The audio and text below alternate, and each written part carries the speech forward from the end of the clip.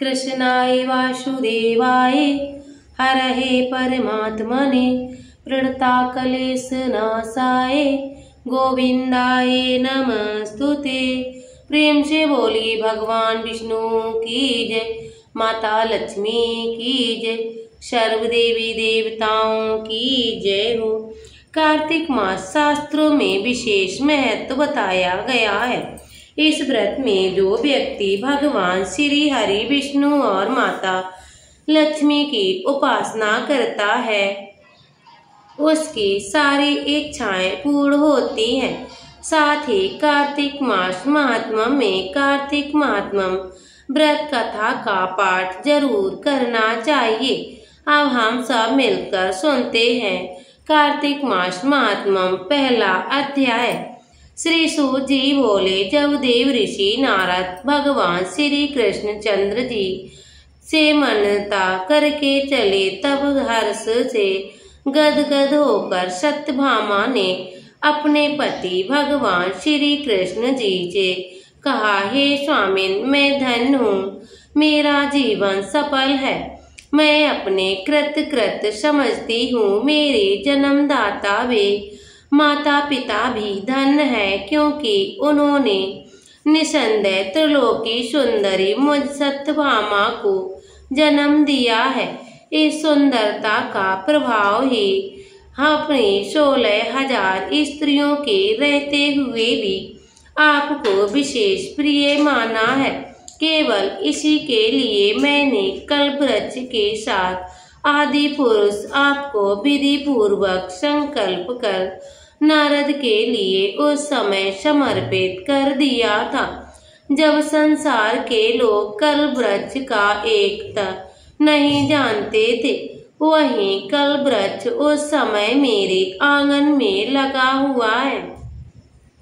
हे मधुसूदन, तीनों लोकों के स्वामी भगवान श्री लक्ष्मीपति की मैं अतिशय प्रियतमा हूँ। इसीलिए मैं आपसे कुछ पूछने की इच्छा करती हूँ। यदि आप चाहते हैं तो मेरे प्रश्नों का उत्तर विस्तार पूर्वक मुझे बतलाइए, जिसे सुनकर मैं अपना कल्याण कर सकूं। वह मुझे उपाय बतलाइए जिसमें कल्पप्रत्यय भी मेरा एवं आपका वियोग कदापि ना हो। तब सूत जी कहने लगे, इस प्रकार अपने प्रियतमा सत्यभामा की बातें सुनकर भगवान श्री कृष्ण वासुदेव मंद मंद मुस्काए और सत्यभामा के हाथ अपने हाथ में लेकर परिहास के साथ कल्पवृक्ष के नीचे पहुँचे और उस स्थान से सब सेवकों को हटा दिया। सत्यभामा की ओर देखकर हंसे और साथ ही पूछा कि वह क्या उपाय है जो तुम सुनना चाहती हो। तब सत्यभामा के इस अनुराग को देखकर भगवान श्री कृष्ण संतुष्ट और पुलकित हो गए और भगवान श्री कृष्ण वासुदेव भी सत्यभामा को देखकर गदगद हो गए। भगवान श्री कृष्ण वासुदेव जी कहते हैं कि हे देवी, वास्तव में इन 16,000 स्त्रियों के रहते हुए भी तुम मुझे प्राणों के तुल्य प्यारी हो। तुम्हारे लिए कल्पवृक्ष का जिद रखने के लिए देवताओं के साथ इंद्र से भी हमें लड़ना पड़ा। हे प्यारी, जो तुम पूछना चाहती हो वह बड़ी ही अद्भुत बात है। मैं तुमसे किसी को ना देने वाली बहुमूल्य वस्तु को भी देना न करने वाला काम भी करता हूँ। छिपाने वाली ऐसी कोई बात नहीं है।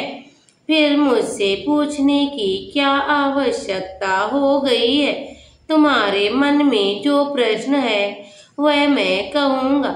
श्री सत्यभामा ने कहा, हे नाथ, मैंने पूर्व जन्म में कौन सा दान, व्रत अथवा तप किए हैं जिसके प्रभाव से मैं संसार में पैदा होकर भी संसार की बाधाओं से मुक्त और आपकी अर्धांगिनी बनी हूँ, सर्वदा गरुड़ पर सवारी करती हूँ।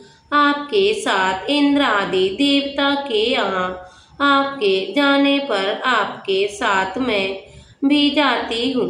यही मैं पूछती हूँ कि मैंने उस जन्म में कौन सा शुभ कर्म किया है, पूर्व जन्म में कौन थी मैं और कैसा मेरा स्वभाव था, मैं किसकी पुत्री थी। तब भगवान श्री कृष्ण वासुदेव जी कहते हैं, हे प्रिय, तुम सावधान होकर सुनो, मैं तुम्हारे पूर्व जन्म की कथा सुनाता हूँ।